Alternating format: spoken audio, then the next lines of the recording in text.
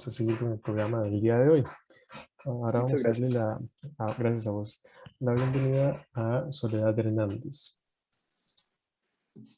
Hola Soledad. Hola, hola, hola a todas y todos. Bueno, Muchas gracias. Soledad hoy nos va a acompañar y su presentación girará en torno al proyecto denominado Escucha y Acciones para el Acceso y Ejercicio de Derechos de la Población Solicitante de Asilo y Refugiada en Costa Rica. Soledad es egresada de la Maestría en Comunicación y Desarrollo de la Universidad de Costa Rica. Labora como docente en la Escuela de Psicología de la Universidad de Costa Rica. Ha impartido el curso de Psicología General para otras carreras y el módulo de Psicología de los Procesos Migratorios. Es coordinadora del trabajo comunitario de Migra Acciones. Acciones, acompañando población migrante y refugiada más allá de las fronteras. Actualmente también trabaja en la Fundación Acceso en Eje de Alternativas de Protección con Personas Defensoras de Derechos Humanos Centroamericanas. Trabaja en torno a temas relacionados con los derechos humanos, acompañamiento psicosocial, migraciones forzadas, exilio y con población migrante solicitante de refugio y refugiada. Bueno, Soledad, bienvenida. Este, Vas a disponer de alrededor de 25 minutos para hacer tu exposición y posteriormente haremos un periodo de preguntas y comentarios. Gracias. Voy a poner, Adelante. voy a compartir. ¿Se ve? Sí, Ahora sí, listo. sí. Ujú. Bien. Un momento para ponerle como que se vea grande, ¿verdad? Ahí. Vista. Ay, perdón. Estoy buscando la vista de presentación y me está comiendo porque ya está. Se que era más fácil. Bueno, muchas gracias por el espacio. Sí, es muy interesante también como las otras mesas. Yo no pude estar desde el puro inicio, pero lo que pude escuchar también de la colita de la anterior presentación y esta.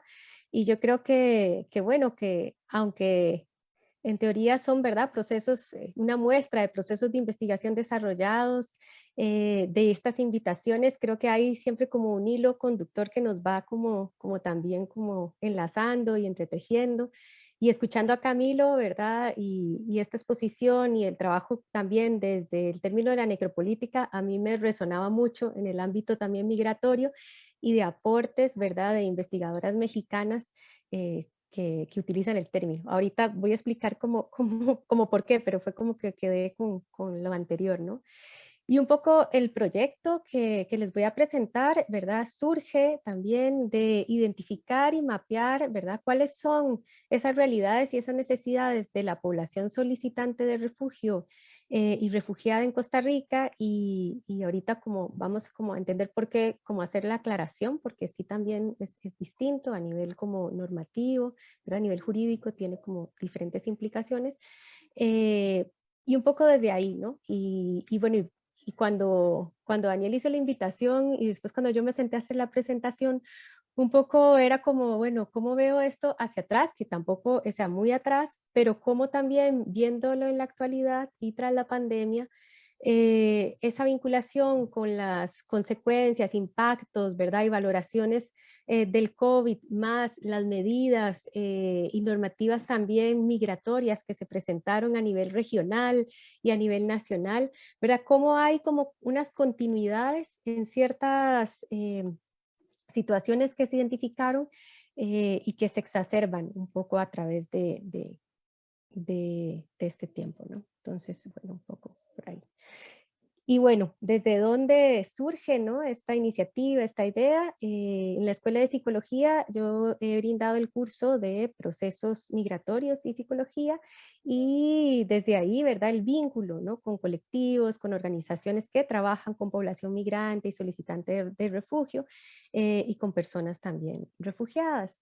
En el año 2018 y desde el 2017, Costa Rica tiene como un cambio cambio en el modelo como de atención brindado desde el ACNUR, que es la Agencia de las Naciones Unidas para el Trabajo con Personas Refugiadas en Costa Rica, y su manera de operar, ¿verdad?, en el país. Y entonces hay como un cambio también y una visibilización y entrada de otras instancias que también trabajan con población migrante y con población solicitante de refugio y refugiadas, y que facilitan, ¿verdad?, este proceso como de llegada, ¿no?, en el marco de migraciones y desplazamientos forzados, ¿verdad?, desplazamientos de personas que vienen, que viajan, ¿verdad?, para salvar su vida, para huir de situaciones de violencia y amenaza extrema para ellos o para personas familiares, ¿verdad? Y entonces, bueno, hay todo un cambio en ese modelo, ¿verdad?, de acompañamiento, de asistencia, de ayuda,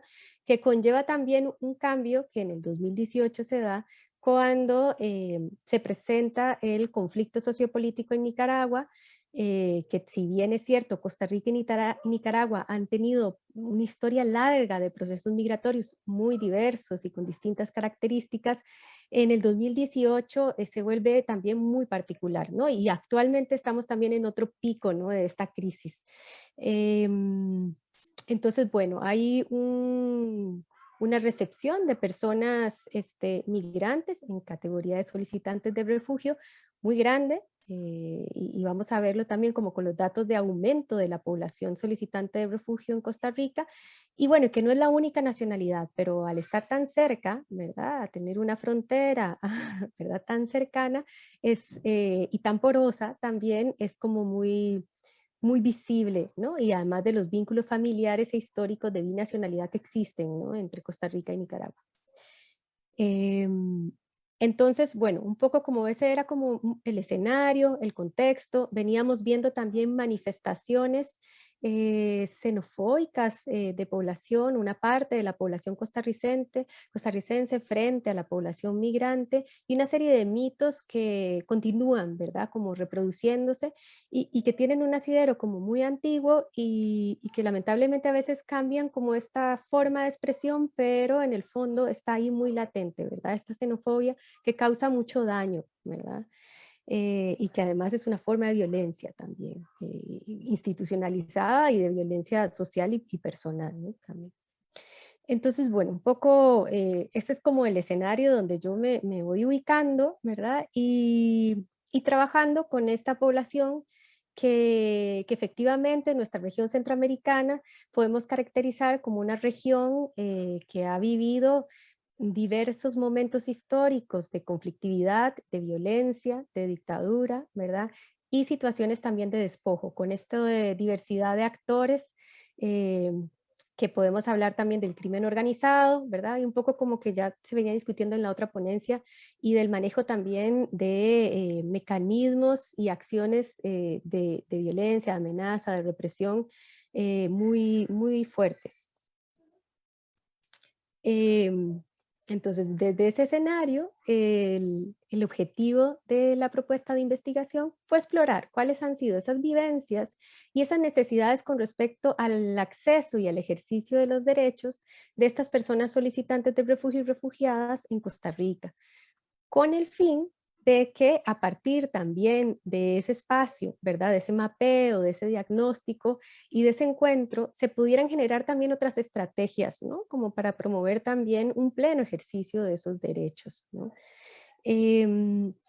En este sentido, bueno, ¿cuáles son esos nudos? ¿Cuáles son esas dificultades? ¿Cuáles son esos obstáculos que se presentan en distintos niveles, ¿no?, a nivel institucional, a nivel económico, a nivel político, a nivel psicosocial, que impiden, ¿verdad?, ese ejercicio pleno de estos derechos en el país?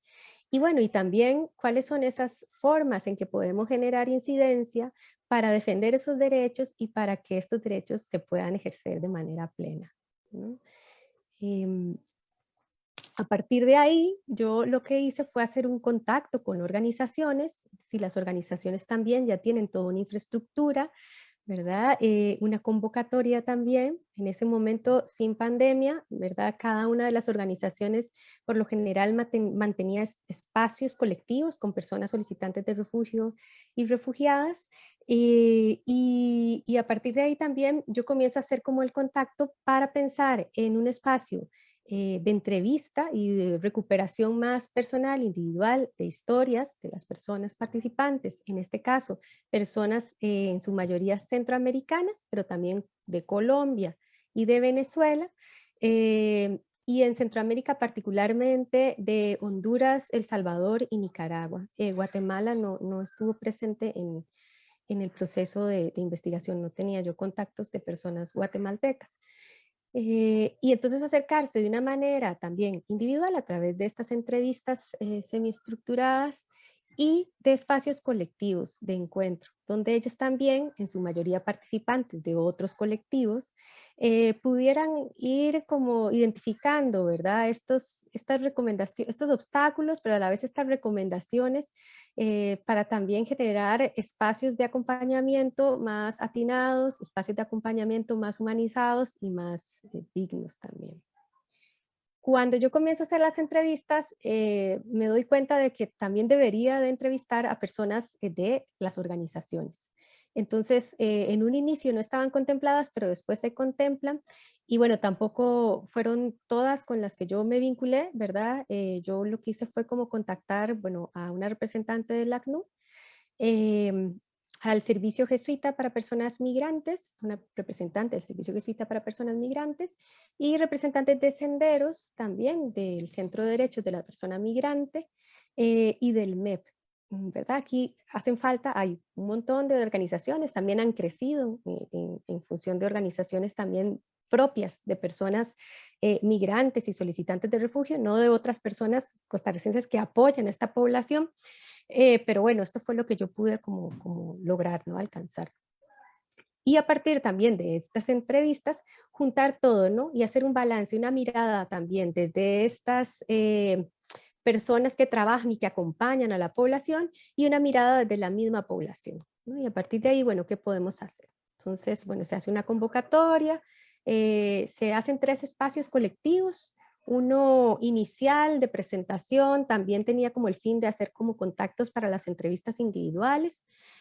Otro espacio donde también se hace como una devolución de lo que se venía encontrando hasta el momento y un tercer espacio para pensar en cuáles son como esas herramientas, esos insumos y esos materiales que se podrían también, o esas líneas de trabajo que se podrían generar a partir de ese proceso. En el proyecto estuvo en gran parte del proceso, no estuvo hasta el final, pero fue una compañera muy importante, Priscila Alvarado, como asistente en este proceso de desarrollo de investigación. Bueno, un poco esto, ¿quiénes eran las personas participantes?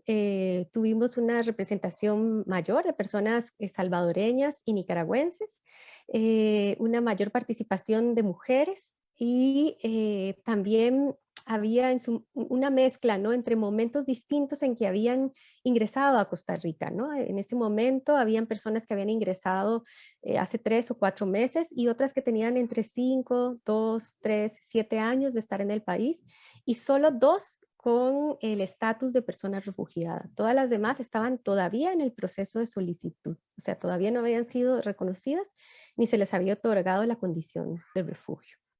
Esto ya también nos dice cosas, ¿no? De cuánto es la duración de ese proceso, ¿no? Y qué implica esa espera, ¿no? Y qué implica. Bueno, aquí un poquito quiénes eran las representantes de las organizaciones.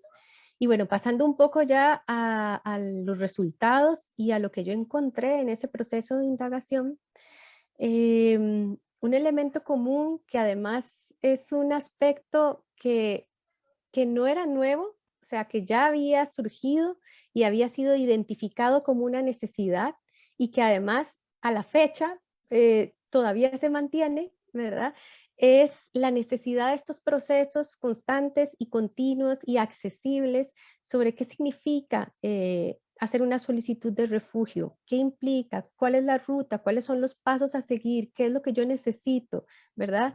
Y que además, ¿dónde tengo que hacerlo? ¿Con quién? ¿no? Y esto sigue siendo un reto y una necesidad que fue identificada por la población solicitante de refugio y por las organizaciones, ¿no? De repente hay manejo de información que puede ser parcial o confuso, ¿no? Porque si pensamos particularmente en la población nicaragüense, como hay también una historia migratoria más antigua, no hay diferentes categorías y condiciones migratorias que están aquí en el país, que se pueden realizar aquí en el país. Entonces hay también como confusiones en el tanto la diferencia, ¿no? De qué implica, cuáles son los mecanismos en el caso de ser solicitante de refugio o de contar con otra categoría migratoria, ¿no?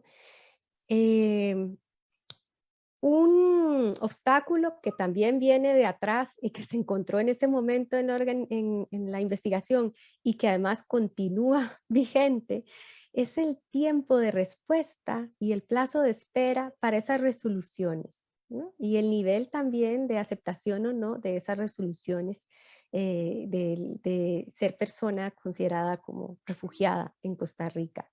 Este tiempo, lamentablemente, ahí se juegan como muchas condiciones y muchos factores, tampoco, ¿verdad? Hay como que no tomar en consideración el cambio que hubo en la demanda y en la cantidad de personas que buscan a Costa Rica como un lugar para poder hacer este ejercicio, este derecho de protección internacional frente a otros espacios, ¿no? O sea, Costa Rica sigue siendo un punto crucial en el tema de personas hondureñas y salvadoreñas que huyen del crimen organizado, que huyen de las maras, pero también personas que trabajan en ámbitos de organizaciones sociales y de defensa de derechos humanos, que huyen también de un proceso que cada vez vamos viendo en la región que se ha incrementado más violento, ¿verdad?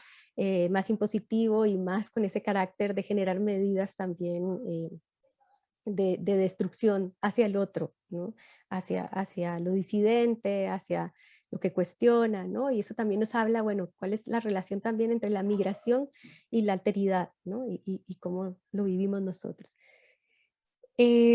Además de ese espacio-tiempo, que es un tiempo que genera incertidumbre, que genera miedo, que genera también vulnerabilidad en el acceso a otros derechos, existe también una tardanza en un documento que es el carnet, ¿verdad?, de solicitante de refugio, en entregar ese documento, ¿no? Y en entregar también el documento que acredita o que da la posibilidad de trabajar de manera regular en Costa Rica, que es el permiso laboral. Esto sigue siendo una traba, aunque el carnet ha ido mejorando en su imagen, ¿verdad? En la forma, en los dígitos, en tener un DIMEX, que antes no tenía un DIMEX, ¿verdad? En los datos que se ponen, en la forma en que está hecho, porque era algo que la gente, primero, al no reconocer, al no saber qué significa eso de ser una persona refugiada, ese documento también entraba en sospecha, ¿no? Entonces no era validado ni reconocido, y no es todavía, por muchas instancias, tanto públicas como privadas, ¿no? Entonces ahí hay como un tema que sigue estando vigente y que estuvo vigente ahí. En el campo laboral, y bueno, a propósito en ese momento se identificaba esta tasa de desempleo alta, o las personas que entrevistamos tenían o no tenían trabajo, o eran trabajos en sector servicios, o trabajos muy puntuales, ¿verdad? O cada uno de manera como podía iba solventando, ¿no? En tiendas, de repente vendiendo cositas, ¿verdad? En servicios, en ventas, ¿no? Y son trabajos o en trabajo doméstico, mal remunerados, con varias violaciones de derechos laborales y en condiciones de mucha explotación, ¿no? Entonces, esto se encontró en ese momento y actualmente con la pandemia se incrementó, ¿verdad? Entonces sí es como muy importante como qué implicaciones también tiene esto, ¿no? En función del sostenimiento cotidiano de una persona y una persona y su familia. Eh, con respecto a la educación, el perfil de las personas que entrevistamos, había personas de todas las edades, pero de Nicaragua particularmente había personas más jóvenes también de movimiento estudiantil que, bueno, tenían también o que estaban llevando una carrera o que ya habían finalizado su carrera y que al estar aquí también ese aspecto se dificultaba mucho en el sentido de acceder a una educación superior por todo el trámite de la convalidación de títulos, ¿verdad? O de poder demostrar en qué nivel estaban, ¿no? Porque en Nicaragua muchos de sus expedientes fueron borrados, perdidos, ¿verdad? Y esto nos habla, bueno, también de un contexto de violencia sociopolítica.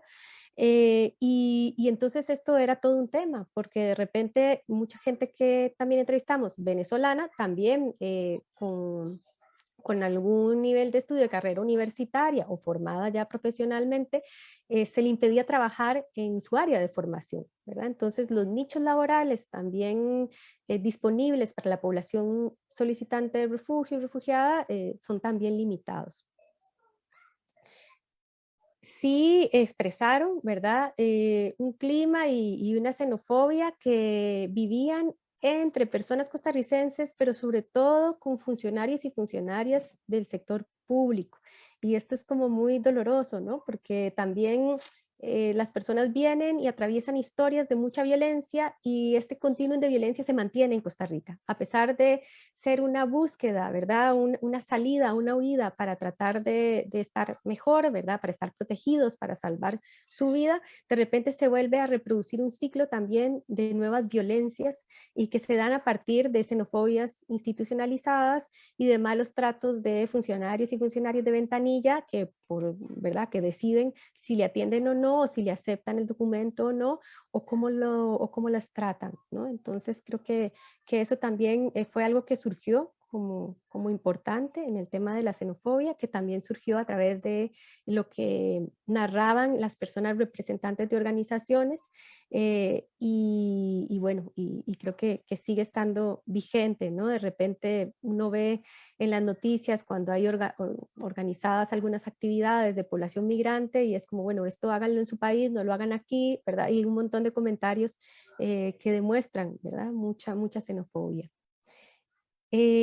También ellas expresaban que en las atenciones de algunas organizaciones, lamentablemente el trato que recibían no era un trato empático, no era un trato digno, no era un trato respetuoso, sino que más bien desde esa mirada de sospecha, ¿verdad? De este otro como aprovechado, aprovechada, ¿verdad? O este otro, ¿verdad? Como muy víctima, muy pobrecito, ¿verdad?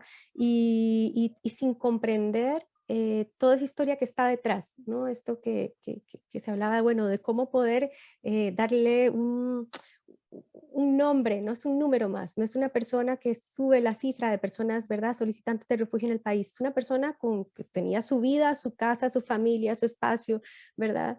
Y que de repente tiene que dejarlo todo para comenzar de nuevo. Entonces, creo que eso fue algo que sí mencionaron y además mencionaron la necesidad de una especificidad en la atención, en la comprensión de esos impactos psicosociales que se viven en contextos de violencia, ¿verdad? Y de violencia política. Creo que eso es como muy importante y muy relevante, principalmente en estos movimientos migratorios que se han tenido tanto de Nicaragua como de Colombia, por ejemplo, también, y Venezuela.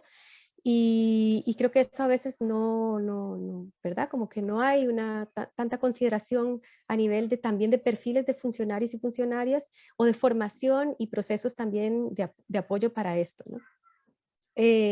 Manifestaron también, y esto fue una coincidencia desde las personas solicitantes como de las personas funcionarias, la necesidad de incluir también una atención y darle un lugar a la salud mental, ¿verdad? A la parte también emocional y afectiva que fue afectada, ¿verdad? Por ese proceso también de migración, en algunos casos ya perfilado como un exilio, ¿verdad?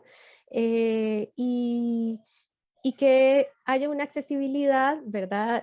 Gratuita, ¿verdad? Oportuna. Y bueno, esto creo que ha sido una constante no solo para personas solicitantes de refugio, sino en general, pero creo que también es como importante ponerlo aquí porque la asistencia se ha vuelto muy, pensar en cómo abordar, cómo acompañar, cómo atender a la población migrante, de repente tiene que tener ese lugar, ese componente también afectivo, ¿no? Y psicosocial, y no solo de asistencia concreta humanitaria, ¿verdad? Muy asistencial.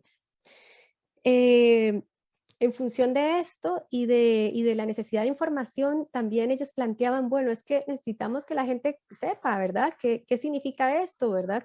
¿Cuáles son las realidades también de nuestros países? ¿Qué es lo que está? Yo no vine aquí porque yo quise, ¿verdad? Yo vine aquí porque es lo que podía hacer, ¿verdad? Costa Rica es muy estratégico también por la cercanía, ¿verdad? Por la cercanía geográfica, también por el no tener ejército, ¿verdad? Eso sigue pesando como un criterio de atracción hacia Costa Rica. Y bueno, y la información no puede ser cualquier forma de expresar la información, sino que tiene que haber una diversidad, ¿no?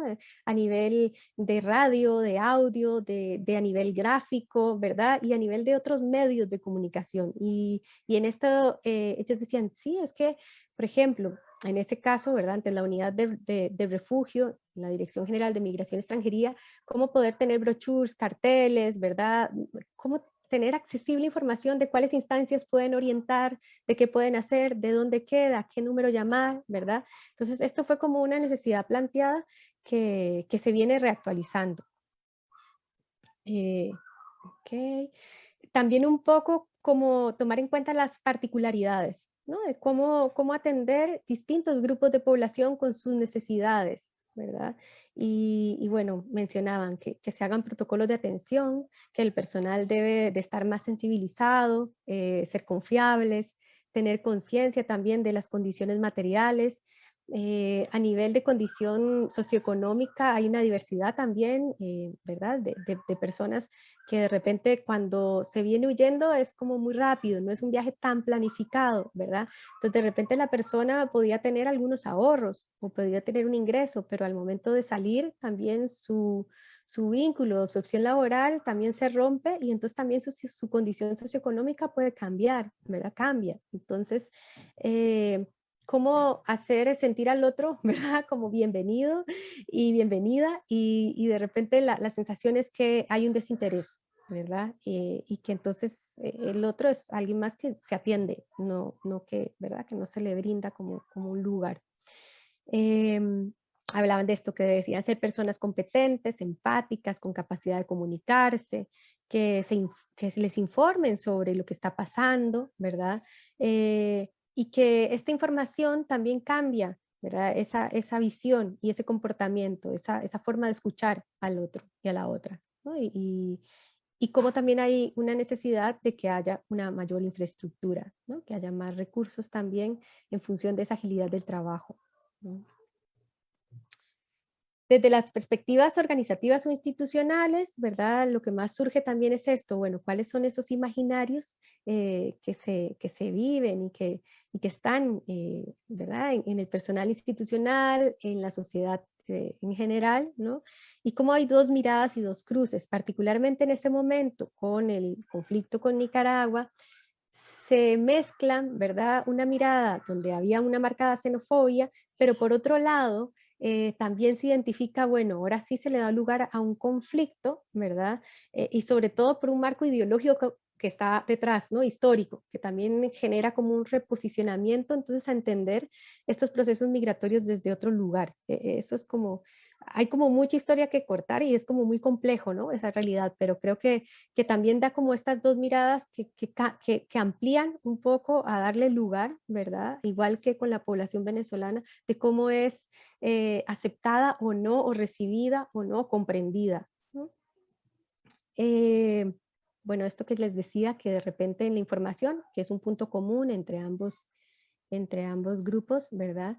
Y bueno, un poco como la confusión, ¿no? Entre cómo las comunidades o colectivos migrantes también generan procesos de acompañamiento, pero también pueden haber confusiones en el término de mecanismos, ¿verdad? O rutas que se repiten por querer ayudar, pero que de repente están, ¿verdad?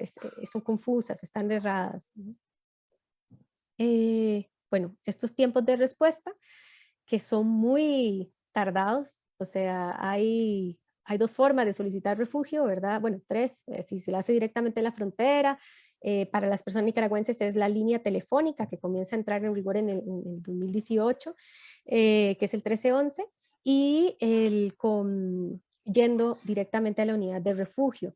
Y bueno, la dirección no, creo que no estaba preparada para un aumento en la cantidad de solicitudes, tanto a nivel de personal, ¿verdad? Como de infraestructura, de recursos. Y entonces, claro, o sea, hay citas que están pensadas y que falta más de un año para una primera entrevista, ¿verdad? Entonces, la gente que hace mientras tiene esa cita, o si faltan 3 meses, para que le puedan otorgar el carnet y que le brinden también esa posibilidad de poder tener el permiso laboral, ¿no? Yo no sé cómo estamos de tiempo, perdón si me dicen para allá también, me avisa. Unos 5 minutos, 4 en Gracias. realidad. Ok. Ok.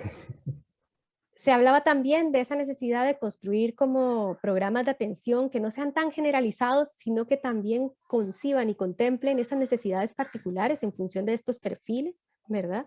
Y que además haya ese fortalecimiento en las capacidades técnicas, ¿no? También de formación, de atención, de comprensión de esas realidades y de enfoques que permitan abordar, ¿verdad? Estos efectos de estas formas de violencia, ¿no? Y que yo creo que hay muchos antecedentes también en las formas de entender y atender situaciones traumáticas y experiencias, digamos, suramericanas, Colombia, Chile, Argentina, ¿no? Y también centroamericanas sobre este tipo de violencia que vuelve, ¿no? O sea, como que hay un pasado que vuelve, ¿no?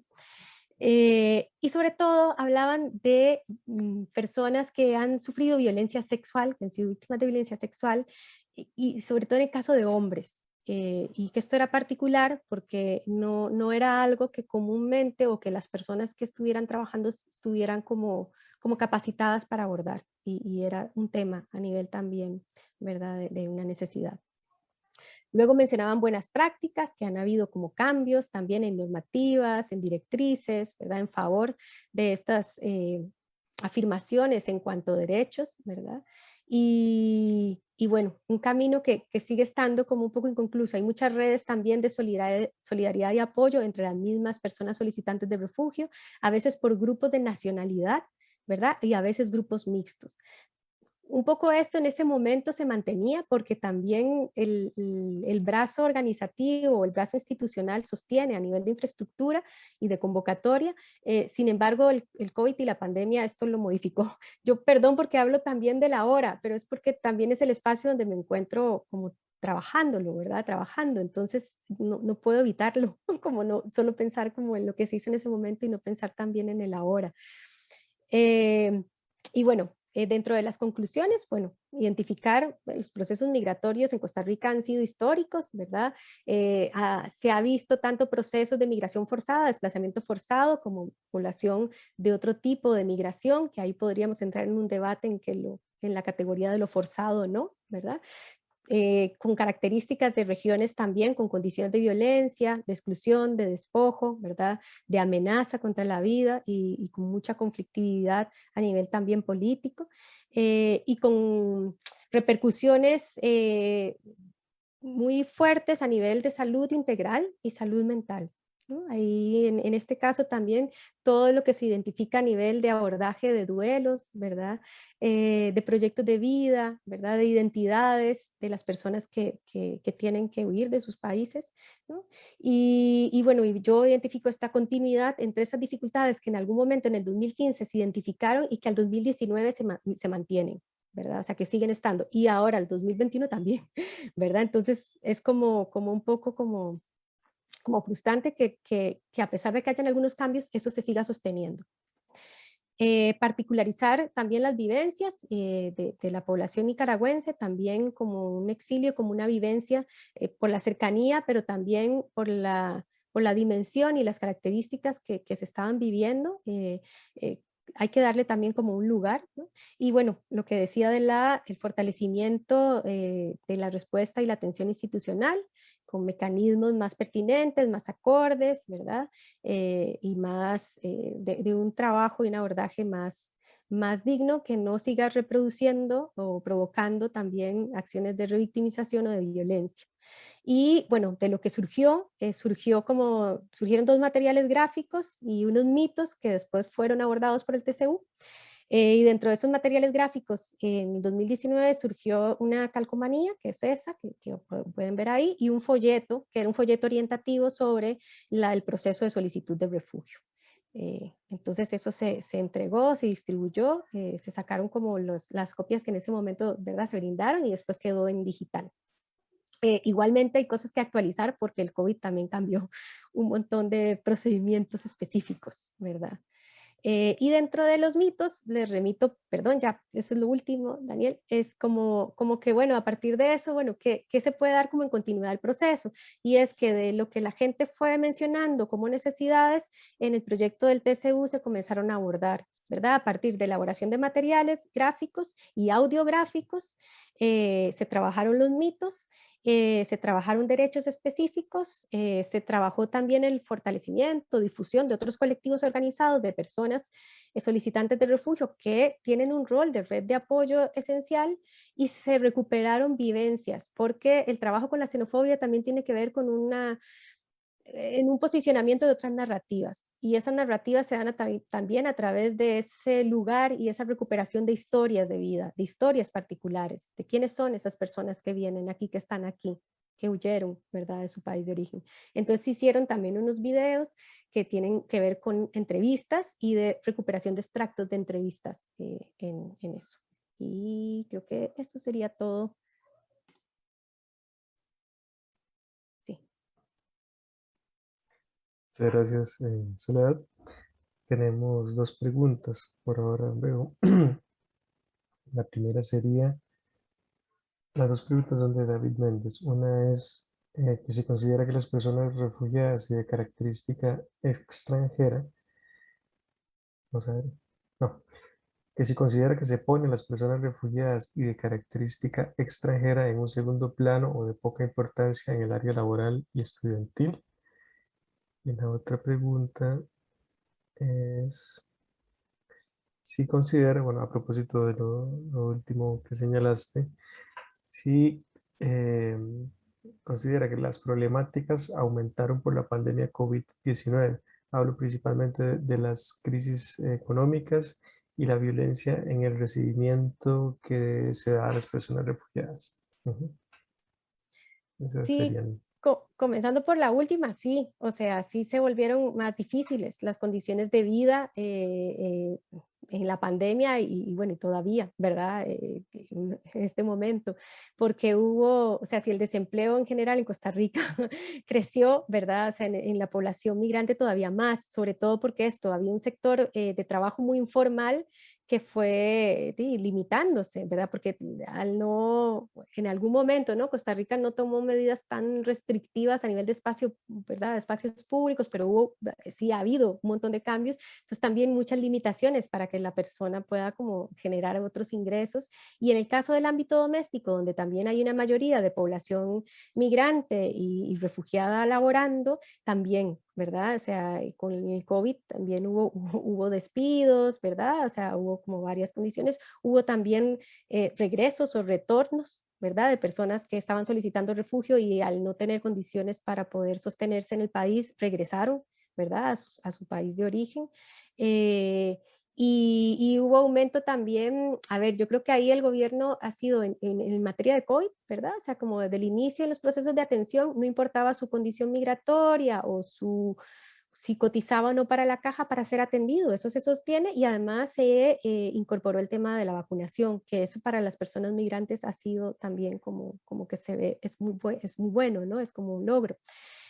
Sin embargo, sigue habiendo dificultades, ¿verdad? Por ejemplo, en el acceso educativo en niños y niñas que cuando estuvieron el año pasado virtual, ¿con qué condiciones, con qué equipos, con qué conectividad?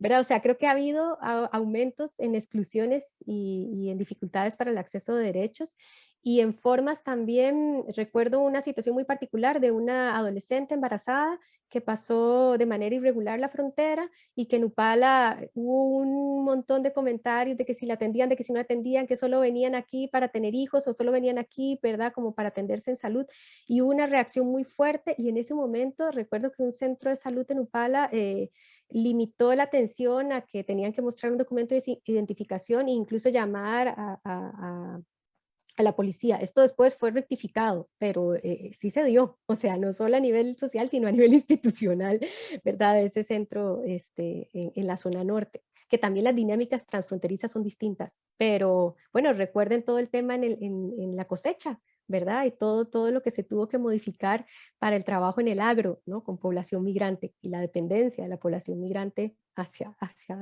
esa cosecha. Y lo otro fue, no me acuerdo de la primera pregunta. Bueno. Mm,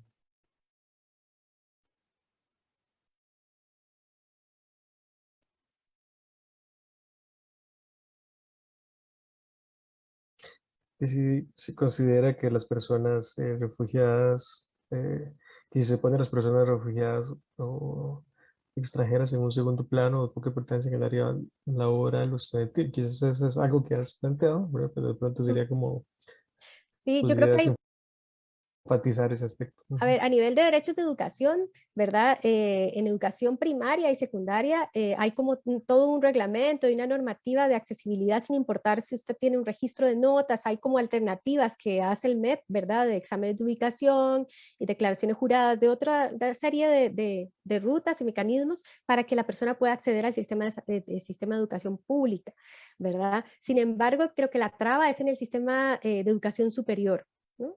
Porque ahí tanto personas, ¿verdad? Estudiantes jóvenes o mayores, ¿verdad? O personas profesionales encuentran una traba en el tema de la convalidación de los títulos y en los requisitos y procesos del CONARE, que creo que es como que habían comenzado a hacer un avance, pero creo que es lo más lento porque es un proceso muy lento, muy costoso y que en algunos casos en el tema de solicitantes de refugio no pueden volver a su país a conseguir esos requisitos, ¿verdad? Entonces también ahí hay una como limitación. Ujú.